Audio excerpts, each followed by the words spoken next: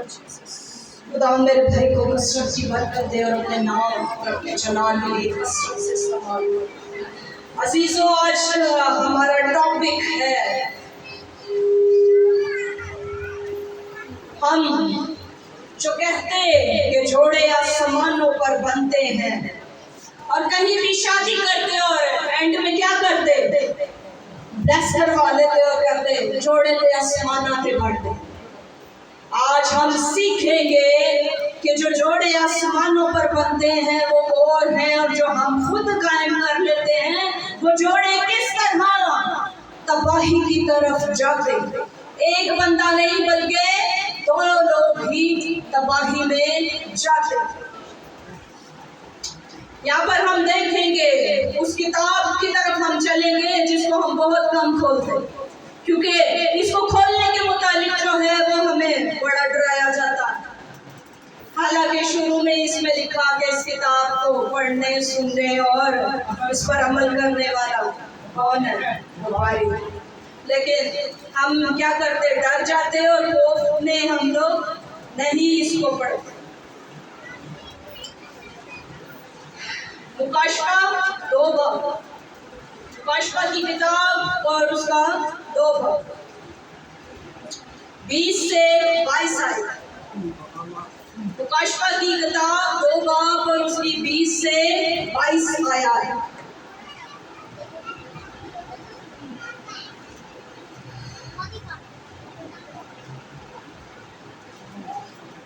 खुदावंद के खातिम के साथ हम इसकी तलावत करेंगे, खुदा के बंदा के साथ। पर मुझे तुझसे ये शिकायत है कि तूने उस औरत एज़ेबेल को रहने दिया है जो अपने आप को नबिया कहती है और मेरे बंदों को हरामकारी करने और बुतों की कुर्बानियाँ खाने की तालीम देकर गुमराह करती है। मैंने उसको तौबा करने की मोहलत दी मगर वो अपनी हरामकारी से तौबा करना नहीं चाहती। देख, मैं उसको बिस्तर पर डालता हूँ जो उसके साथ ना करते हैं। अगर उसके से कामों से तौबा ना करे तो उनको बड़ी मुसीबत में फंसाता हूँ।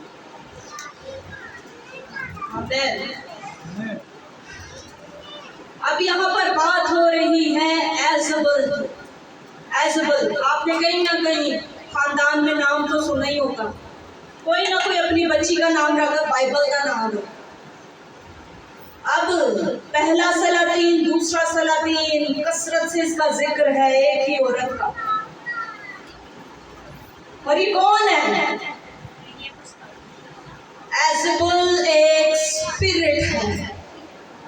जैसे खुदा के फरिश्ते हैं जब्राइल, मिकाएल और मुख्तलिफ इस तरह से फरिश्ते हैं, और वो अपने कामों को सरअंजाम देते, अपनी ड्यूटी को।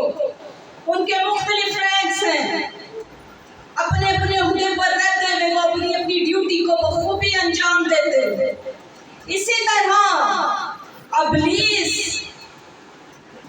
बजाते खुद नहीं, लेकिन इस स्पिरिट को उसने अबलीस के बाद सबसे पहले, सबसे गंदी और सबसे नापाक, सबसे मकरूह हरामकारी की स्पिरिट, जेज़ेबेल स्पिरिट। अब यहाँ पर हमारा काम उसको प्रमोट करना नहीं है। ऐसा नहीं कि हम उसको डिस्कस करके उन्हें बड़ा प्रमोट कर रहे हैं। जरूर है जब हमें ट्रेनिंग दी जाती, फौजी को जब किसी ट्रेन किया जाता तो उसको आपस में सिर्फ बातचीत करने और असला साफ करने चलान ली नहीं, सामने वाले दुश्मन के मुताबिक उसको तैयार किया जाता।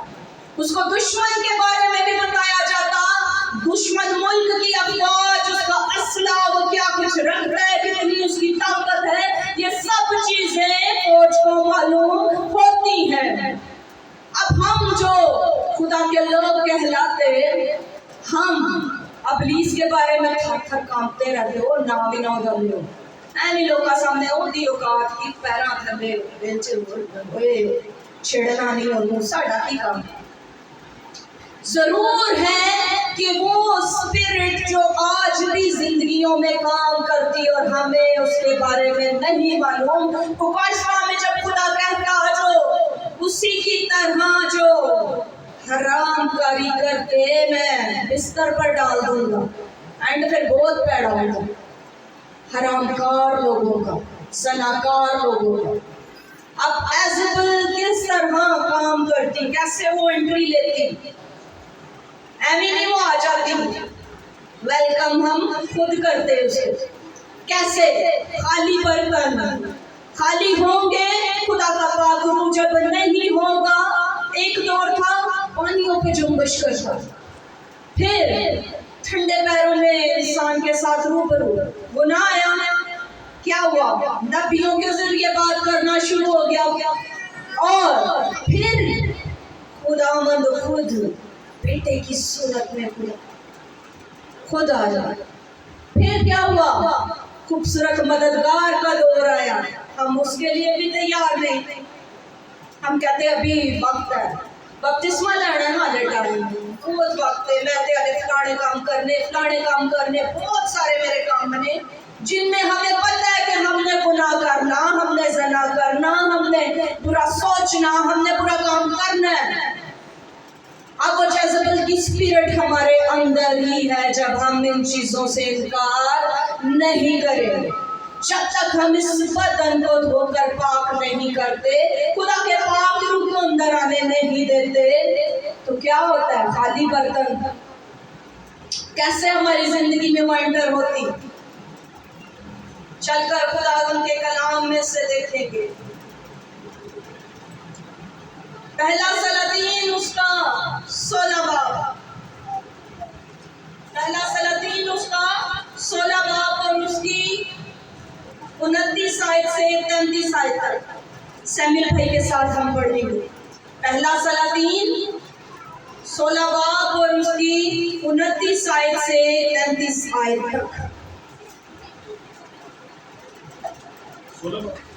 हाँ जी।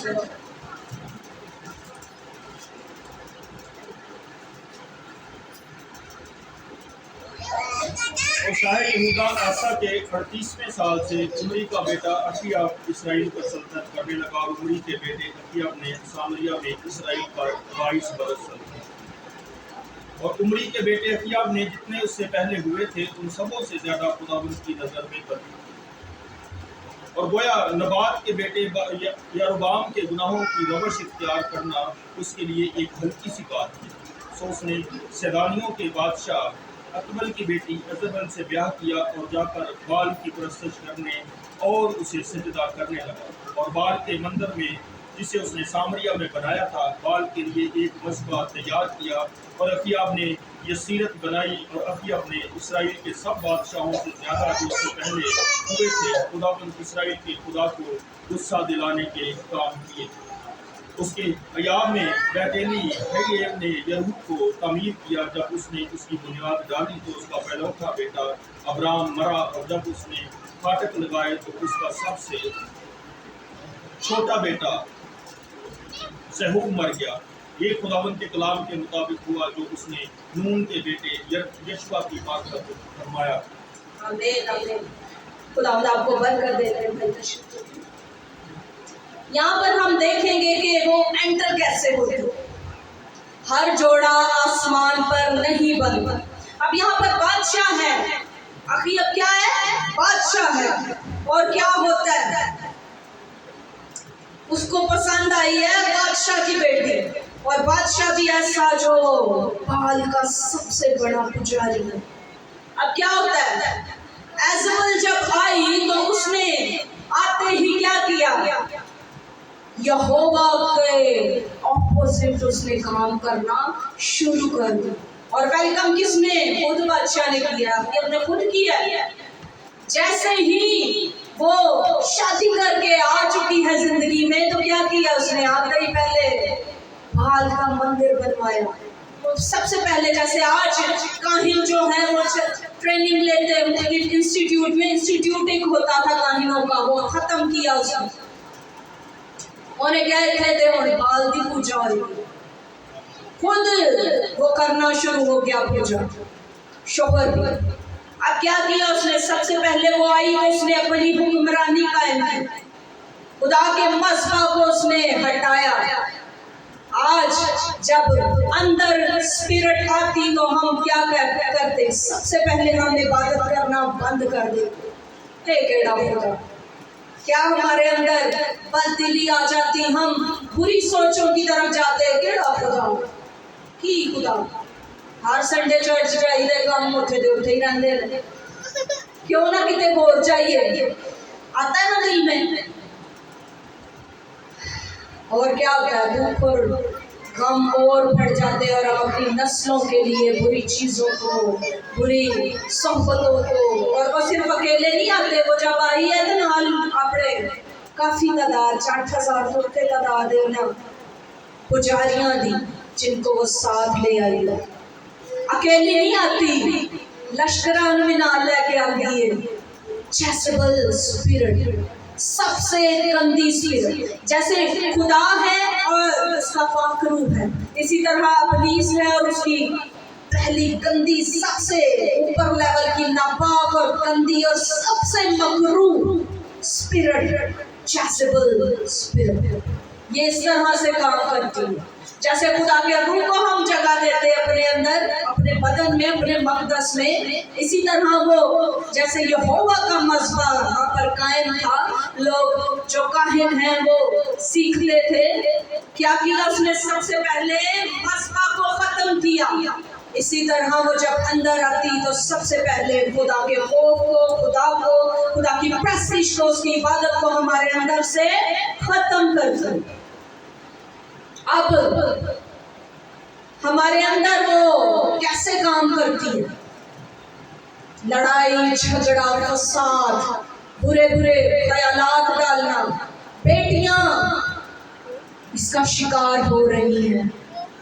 आज के दौर में वो तेजी से, जैसे पाकरू का दौर था ना, हर मर्द बशर पर ले लूंगा, वादा था खुदा का, लेकिन जो चाहेगा जैसे रिसीव करेगा। अब जिसके अंदर पहले से स्पिरिट्स मौजूद हैं, एक जगह पर दो चीजें नहीं रह सकती, ठीक है? एक बदन है, वो अगर खाली है तो किसी एक मालिक ने तो आगे रहना है अंदर, अपने बदन को खाली रहने नहीं देते। ये स्पेशली बेटियों के लिए और बेटों के लिए खास तौर पर ये टीचिंग है। जो बच्चे सोशल मीडिया पर बहुत एक्टिव हैं, जो बहुत ज्यादा मुख्तलिफ चीजों में बढ़ चढ़ कर हिस्सा लेते, उनमें वो स्पिरिट तेजी से काम कर रही है, क्योंकि जनाकारी की स्पिरिट है, तेजी से आपको ऊपर ले जाएगी।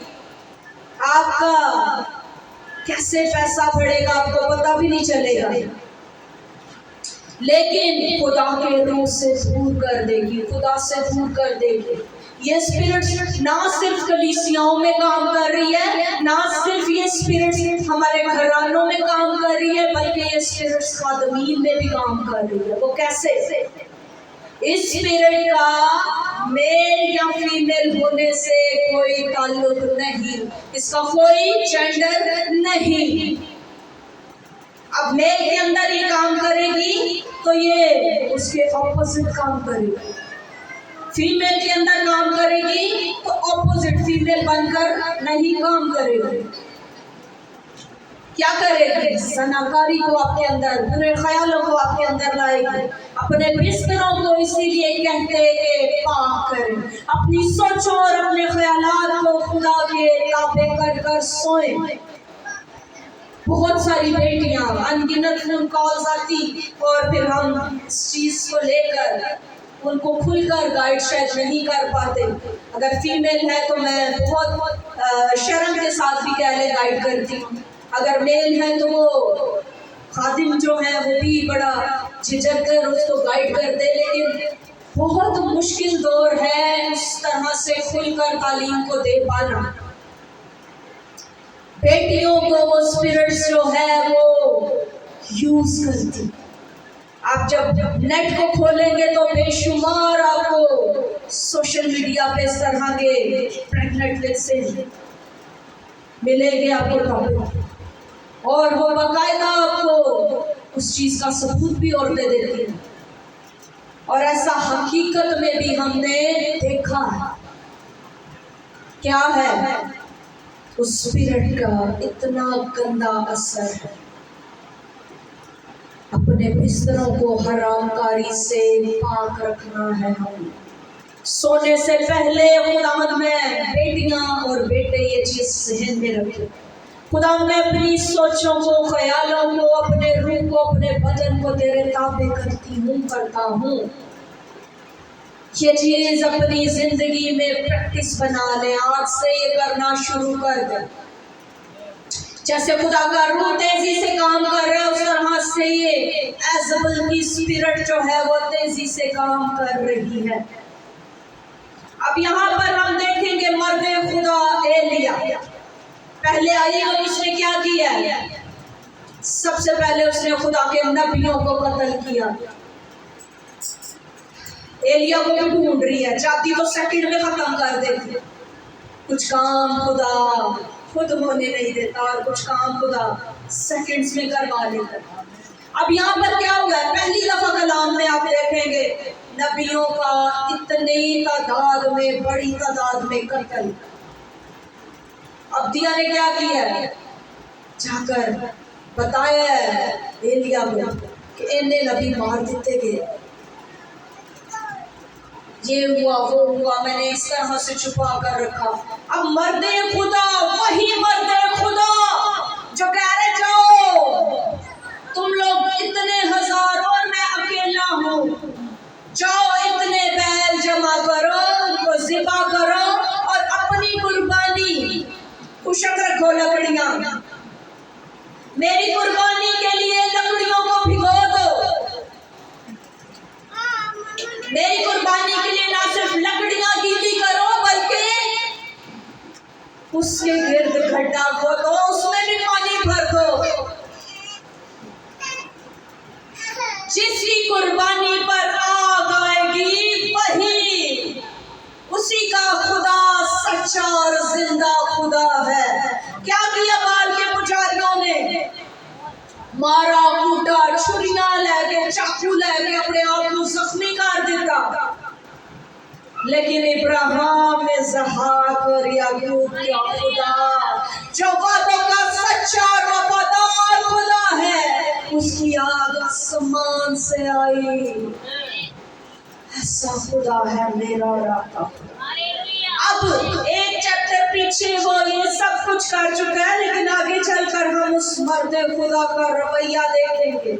19 बाब में, 18 बाब में हम देखेंगे।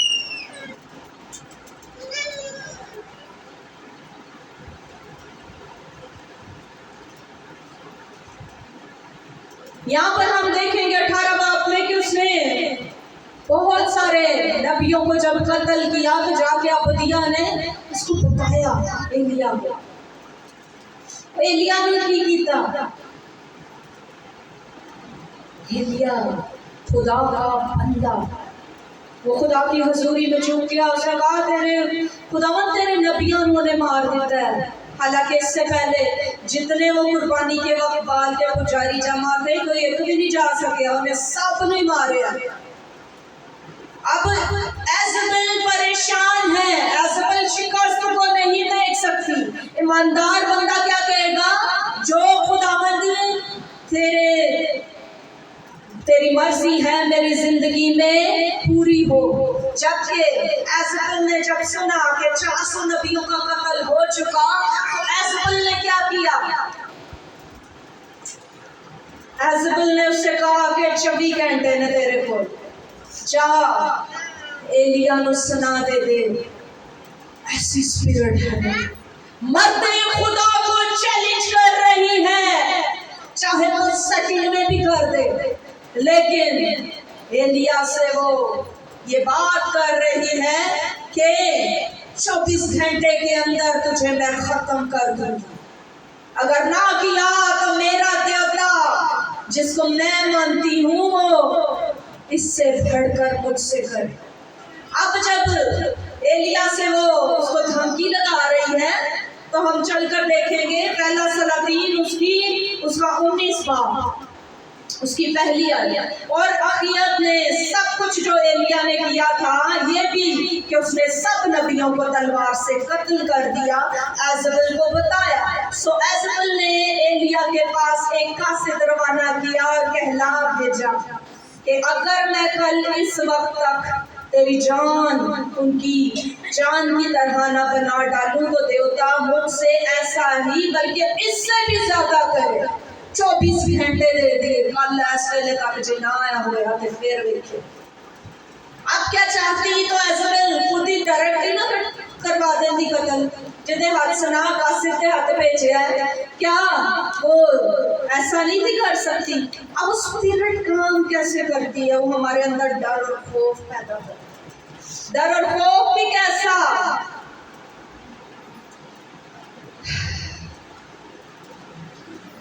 अब यहाँ पर खुदा का जो बंदा है वो कैसे बात कर रहा है खुदा से? जब उसने ये देखा तो उठकर अपनी जान बचाने को भागा और बेरसबा से जो यहूदा का है आया और अपने खादिम को वहीं छोड़ा और खुद एक दिन की मंजिल दश्त में निकल गया और झाऊ के एक पेड़ के नीचे आकर बैठा और अपने लिए मौत मांगी। कैसा मरते खुदा? एक चैप्टर पहले जिसके लिए आसमान से आग उतर आई, गीली लकड़ियां तो क्या कुर्बानी तक भी जल गई, पानी में से आग हो गुजरी। वो मरते खुदा क्या कह रहे हैं? ये स्पिरिट खौफ भी पैदा करती है। ना सिर्फ खौफ पैदा करती है बल्कि बहुत सी हमें कॉल्स आती, भाई दिल करता अपनी जान ही ले ली, ना भला काम तो काम का। अब यहाँ पे मरते खुदा क्या कह रहा है? खुदाया मेरी जान ले ले, अब बस है, अब तू है खुदा ना मेरी जान ले ले, क्योंकि मैं अपने बाप दादा से बेहतर नहीं हूँ। वो बचाव के पेड़ के नीचे लेटा और सो गया। अब बात ये है कि खुदा का बंदा, खुदा का सूरमा, खुदा का प्रॉफिट उस वक्त नबियों में से, उस दौर के नबी, उस वक्त के नबी, उस इलाका के नबी, उस जगह पर एलिया से बढ़कर उस वक्त कोई नबी नहीं था। उसका क्या लेवल है? अब चेकिंग के बगैर दरबारों के अंदर जाना, सिक्योरिटी के बगैर आप जाकर दिखाएं व्हाइट हाउस में, आप जाकर दिखाएं किसी भी गवर्नर के पास, किसी सदर, किसी जनरल के पास, बगैर परमिशन के, बगैर उसकी इजाजत के, बगैर किसी चेकिंग के, बगैर किसी उसकी इजाजत के। छोटा किसी डॉक्टर को मिलना होगा भी तो टाइम लेना पड़ता है, और वो सीधा दरबार में जाकर खड़ा हो गया। एलिया की एक पर्सनैलिटी थी, यहोवा के अल्लाह का एक मुकाम था। एलिया दरबार में जाकर खड़ा होता और आंखों में आंखें डाल के कहता है बारिश नीचे होनी थे। इंसान बादशाह से कह रहा है, बादशाह से, किसी आम बंदे की सिलाई नहीं पिया कि कह बारिश होई के ना जे कहंदे होते करा, जे कहंदे होते मैसेज पहुंचावा। खुदा के लोग खौफ नहीं रखते, जैसी बात है वैसी पहुंचा देते। उसने कहा कि इतने साल मी नहीं बरसेगा, खौफ की बात। अब चाहते तो वहीं पर भी उसको कत्ल कर देते। खुदा जिथों खुदा ने बचाना है उठों खुदा बचा लेगा, दुश्मन के नाम के नीचे से आपको निकाल देगा, कोई आपका कुछ बिगाड़ नहीं सकेगा। अब एजबेल क्या कर रही है? उस स्पिरिट का काम ऐसा काम है कि उन्हें ना सिर्फ बाहर का ध्यान, उन्हें घर का भी ध्यान। उन्हें पता है मेरा बंदा बड़ा परेशान है। नबूत का खेत जो है वो बादशाह खरीदना चाहता है, और नबूत जो है वो जानता है कि ये खेत जो है मेरे बाप दादा की मिरास है। आज इब्लीस क्या चाहता? हमसे हमारी चीजों को छीनना चाहता, लेकिन जोरावर बादशाही को छीन लेते हैं। वो क्या चाहता था? बादशाह ने पूरी रियाया उसके हाथ में है, सारा इलाका उसी का ही है। उसने कहा इसके बदले चाहे जो मर्जी जमीन ले ले मेरे से, चाहे तो नग ले ले, हर हाल में मरने तक आ गया है। अना का मसला बना लिया, परेशान लेटे है। बीवी ने की कीता है, बीवी ने उसी के नाम का पहले ने पूछा की हुआ आले रोटी क्यों नहीं खा रहे, यानी परेशानी के दिन है। अब वो कान में आती है और क्या करती हमसे, हमारी परेशानियां उगलवाती। बंदे ने उन्हें दसिया कि वो खेल शेल जो थे किसी सूरत तैयार ही नहीं, जानती थी वो पहले से। अब फिर उसने क्या किया, खत कहला भेजा, झूठी नबूवत जो करती नबिया कहलाती बकाशवा के मुताबिक, वो किस तरह उसने खत भेजा और इस तरह से लोगों को इकट्ठा करना मुश्किल था। उसने उस खत में बादशाह की मोहर जो उसके इख्तियार था, आपका इख्तियार, वो स्पिरिट गलत इस्तेमाल करती है।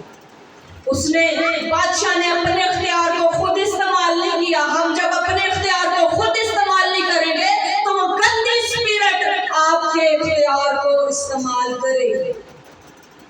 उसने वो इख्तियार, वो जो अंगूठी बादशाह हर वक्त अपने हाथ में रखता कि कहीं गुम ना हो जाए या कोई इसका गलत फायदा ना उठाए, उसी अंगूठी को, उसी की रजामंदगी। अब प्लीज हमारी मर्जी से ही हमारे इख्तियारात को इस्तेमाल करता, हमारी जुबान को, हमारी सोचों को, हमारे हाथों को, हमारे कदमों को प्लीज हमारी हर चीज को हैंडल करता हमारे अपनी मर्जी से। अब उसने उसी की मोहर लगा दी, उन्हें क्या रोजा रखो, रोजे की मुनादी करा दी थी। एनी को पाकसार बन गई, एनी को नबिया बन गई, रोजे की मुनादी कराई, सारे रोजा रखो। फिर क्या किया, बहुत ऊंची जगह पर उसको ले जाया गया और उसके खिलाफ 2 झूठे गवाह तैयार किए गए और उसको संसार कर दिया गया और वो खेत खरीद लिया गया। अब जो धोखेबाजी से खरीद ली गई वो हमारे लिए सोचने की बात है। अब वो क्या करना की चाहता होते, उस खेत में उन्हें तरकारी की फसल लानी, मेरे घर के नेड़े पैदा। अबलीस चाहता कि जो चीजें आपकी हैं वो उसकी हो जाए, अबलीस चाहता कि जो बरकतें आपकी हैं वो उसकी हो जाए, क्योंकि हम उन बरकतों को लेने में जल्दी नहीं करते, हम उस इख्तियार को इस्तेमाल करने में जल्दी नहीं करते। हम कहते कोई नहीं है, वो मेरा ही, जो मेरा है वो मेरा है, जेड़ा रब ने देना है उन्हें देना ही देना। आप अपने इख्तियार का इस्तेमाल नहीं करेंगे तो अबलीस इख्तियार का इस्तेमाल करना चंगे तरीके नाल जानता, उन्हें झूठी नबूवत भी कर ली, उन्हें लोगों ने इकट्ठा कर लिया, उन्हें संसार भी करा दिया। अब ये आप पर डिपेंड करता कि अगर वो स्पिरिट आपके अंदर, आपके घराने के अंदर, आपके खानदान के अंदर अगर काम कर रही है तो आपने उसको कैसे अपने से दूर करना। हर आने वाली फोन कॉल पर हम भी इस चीज का ध्यान रखते कि सामने वाला कौन है। खादमीन को भी इससे चौकन्ना रहना है। ये दस्ती कैप्चर कर दी है, कैसे कैप्चर कर दी है देखना चाहते हैं? दूसरा सलातीन 9 बाब,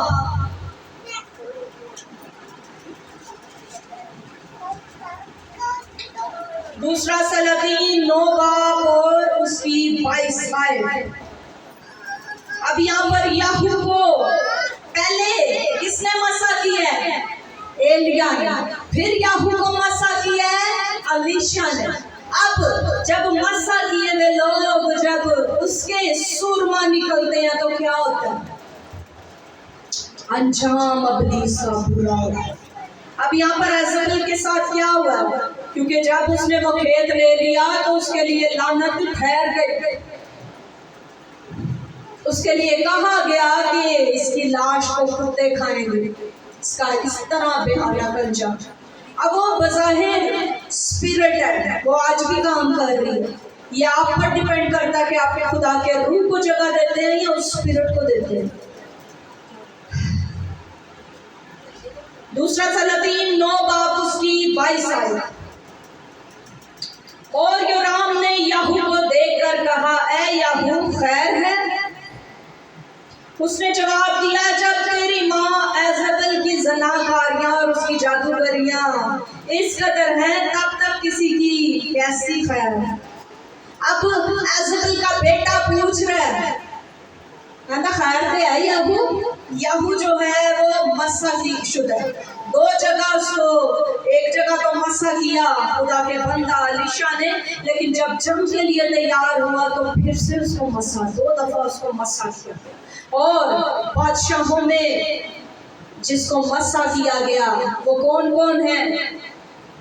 बादशाहों में आपको मालूम है कि किस किस को मस्सा किया गया?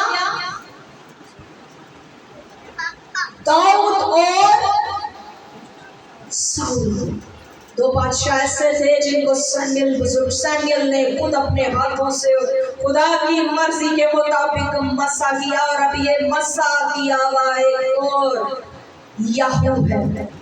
अब इसके बेटे को जब पूरा बात भी आगे आप स्टडी करेंगे तो आपको पता चलेगा कि इसके बेटों को उसने मार दिया। फिर इसकी 24 आयत को हम देखेंगे, सॉरी 30 आयत से।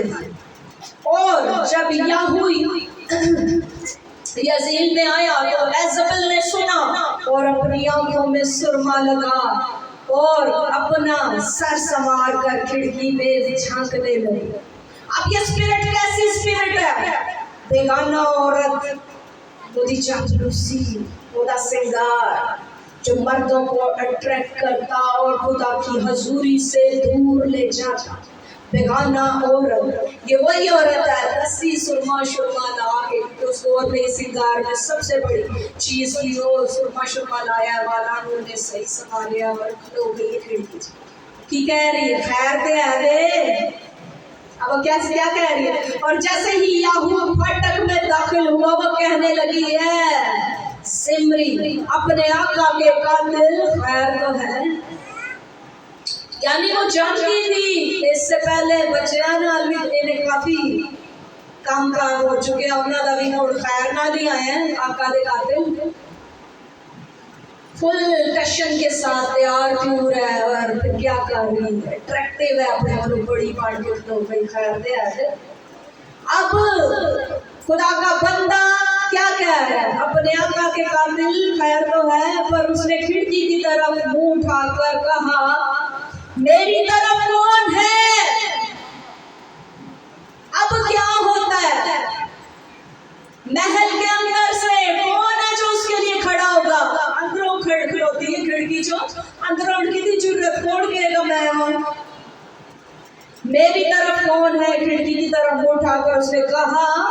तब 2-3 ख्वाजा सराओं ने उसकी तरफ देखा, यानी आई कांटेक्ट से बता दिया कैसी है। उसने कहा इसे नीचे गिरा दो। सो उन्होंने उसे नीचे गिरा दिया और उसके खून की छींटें दीवार पर और घोड़ों पर पड़ी और उसने उसे पांव तले रौंदा। और जब वो अंदर आया तो उसने खाया पिया और फिर कहने लगा जाओ उस लांती औरत को देखो और उसे दफन करो क्योंकि वो शहजादी है। तंज़े नालों में क्या हमें जाओ लांती औरत को दफन करो क्योंकि शहजादी जे। और उसे दफन करने गए पर खोपड़ी और उसके पांव और हथेलियों के सिवा उसका और कुछ ना मिला।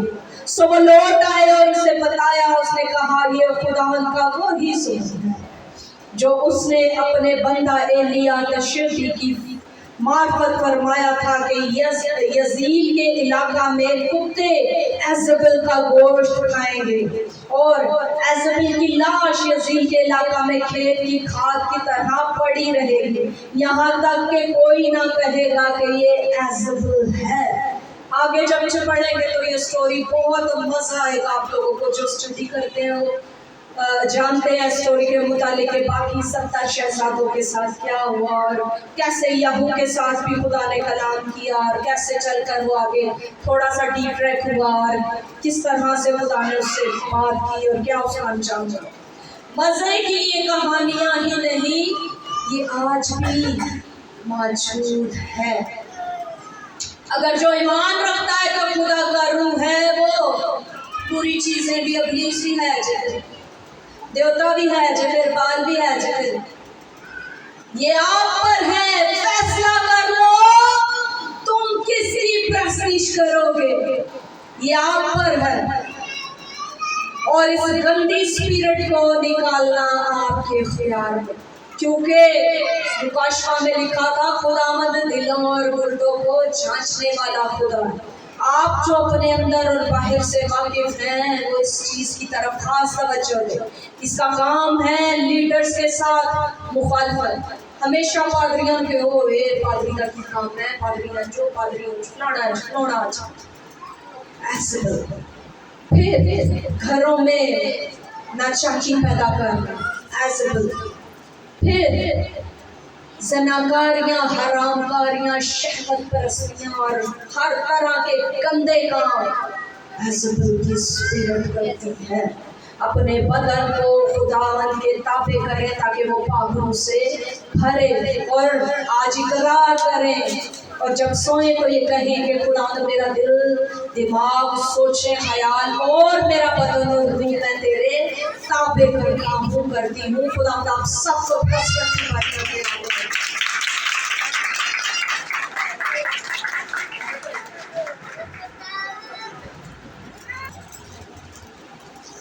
हालेलुया। खुदा इस कलाम के वसीला से आप सबको बरकत दे।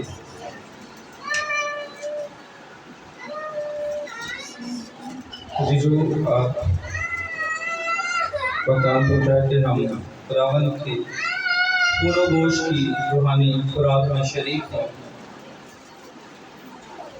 मैं बहन यास्मीन से रिक्वेस्ट करूँगा दुआएं और कलाम खुदा में से हमारे लिए का पड़ेगा। इसके बाद हम उनके पूर्ण गोश के लिए दुआ करेंगे। हम दस्ती से शरीक हैं।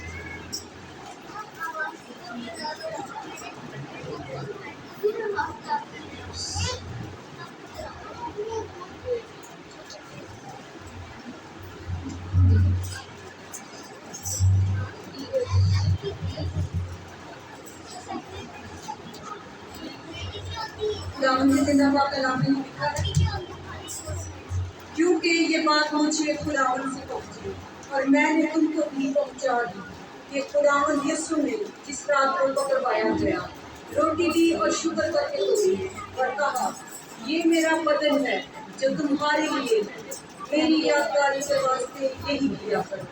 इसी तरह उसने खाने के बाद प्याला भी लिया और कहा ये प्याला मेरे खून में नया अहद है, जब कभी पियो मेरी यादगारी के लिए यही किया करो।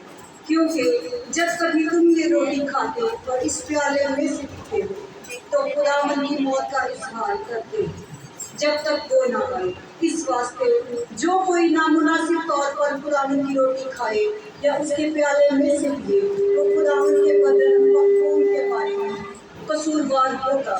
बस आदमी अपने आप को आजमा ले। और इसी तरह इसने उस रोटी में से खाए और उस प्याले में से पिए, क्योंकि जो खाते पीते वक्त खुदावंद के बदन को ना पहचाने वो उस खाने पीने से सजा पाएगा। आमीन। खुदावंद आपको बरकत दे। हम दाऊद भाई के साथ आगे बढ़ेंगे और इस दौरान खुदावंद की पूर्ण गोश की रूहानी खुराक में शरीक होंगे।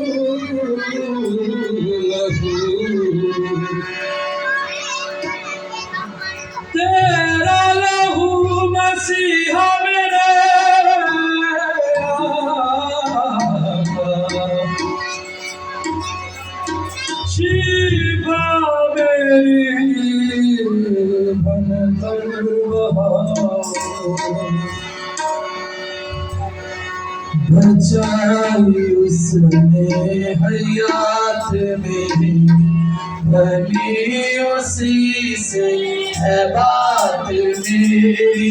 कलीसिया उसने कहे बचाई उसने हयात मेरी, बनी उसी से है बात मेरी। शाबाश कहे बचाई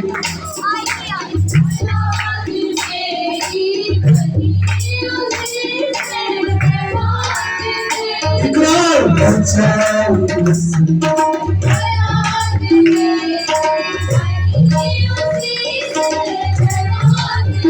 आवाज़ें बचाई उसने हयात मेरी, बनी उसी से है बात मेरी। मेरी तसल्ली मेरी पगार है, मेरी तसल्ली मेरी पगार है। यीशु का लहू मेरी शिफा है, तमाम रोगों की ये दवा है। यीशु का लहू मेरी शिफा है।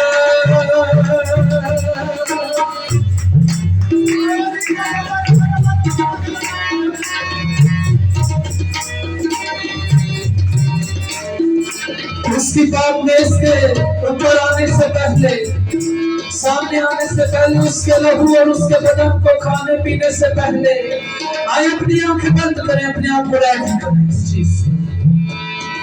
जब आप रेडी होकर उसके लहू को पिएंगे तो आपके बदनों में से बीमारियां छोड़ेंगे, आपके रोग खत्म होंगे बीमारियों के। आए उसके लहू को मांगो।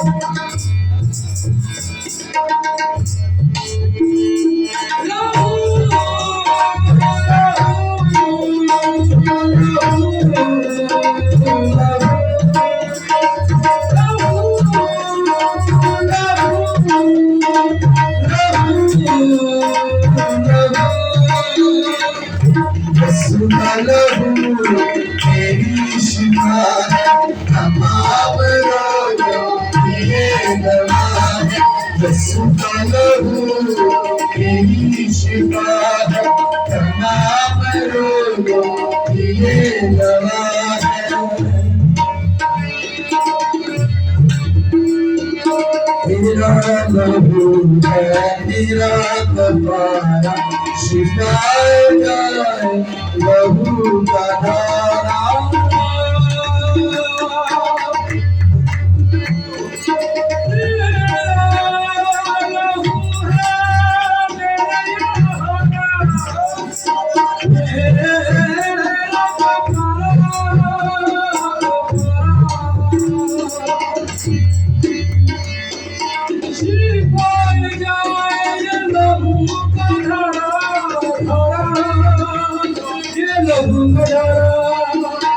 तेरा लहू है मेरा कफारा, शिफाए जाए लहू का धारा। तेरा लहू है मेरा कफारा, शिफाए जाए लहू का धारा। तेरा रास्ता मेरी नजात का है, तेरा रास्ता मेरी नजात का है। सुना लहू मेरी शिफा है, तमाम रोगों की ये दवा है। सुना लहू मेरी शिफा है।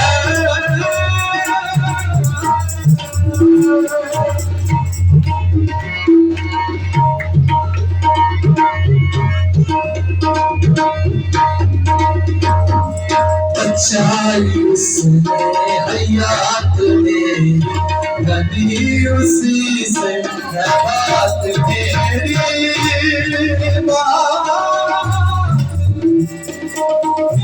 मेरी बात मेरी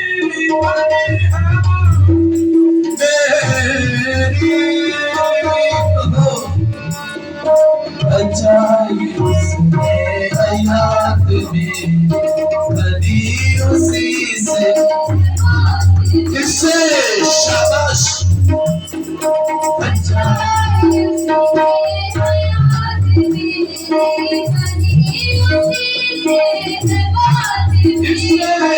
अच्छा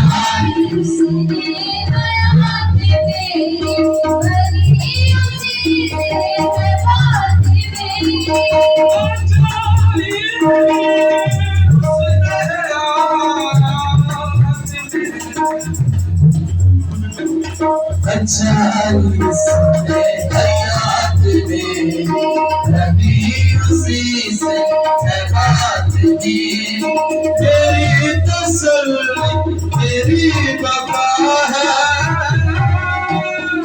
मेरी तसल्ली मेरी वफा है जिसका लहू तेरी जवान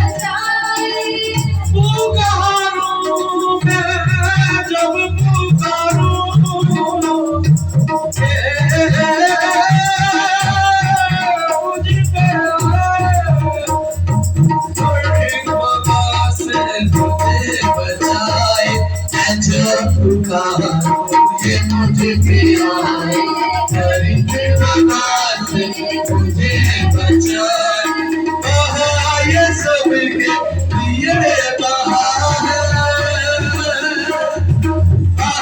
ये सबके लिए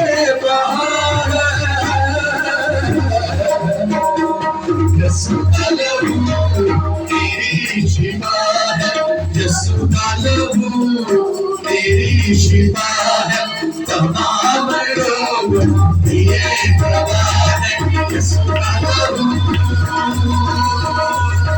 तेरी शिफा है तेरा लहू है मेरा तुम्हारा शिफाए जाए तेरा लहू है मेरा तुम्हारा शिफाए जाए तेरे रस्तों में नजात का है तेरे रस्तों में नजात का है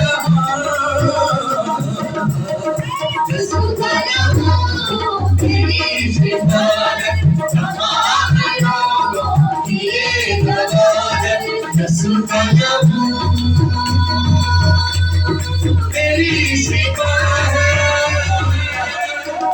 यसु के लहू को पुकारे यसु के लहू को पुकारे यसु के लहू को पुकारे वो ही बचाता है यसु के लहू को पुकारे यसु के लहू को पुकारे यसु के लहू को पुकारे वो ही बचाता है यसु का लहू किसी मुर्दे का नहीं किसी पापी का नहीं बर्बाद यहोवा है यसु का लहू किसी मुर्दे का नहीं किसी पापी का नहीं बर्बाद यहोवा का है बर्बाद यहोवा का है यसु का लहू पीते जाए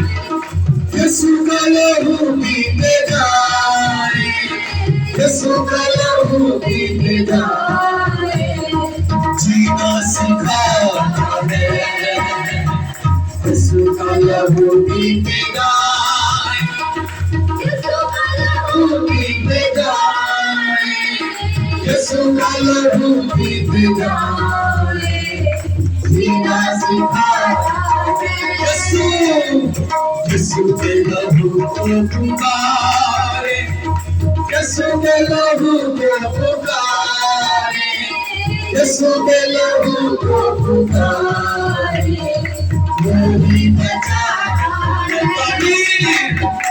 वही बचाता है यीशु का लहू बड़ी कुदरत वाला है बड़ी बरकत वाला है बलकर उन्हें बचाने वाला है यीशु का लहू बड़ी कुदरत वाला है बड़ी कुदरत वाला है बलकर उन्हें बचाने वाला है बलकर उन्हें बचाने वाला है यीशु के लहू से शिफा ले यीशु के लहू से शिफा ले यीशु के लहू से शिफा ले जीना सिखाता है यीशु के लहू से शिफा ले यीशु के लहू से शिफा ले यीशु के लहू से शिफा ले जीना मिलाता है यीशु के लहू को पुकारे यीशु के लहू को पुकारे जीना सिखाता है जीना सिखाता है जीना सिखाता है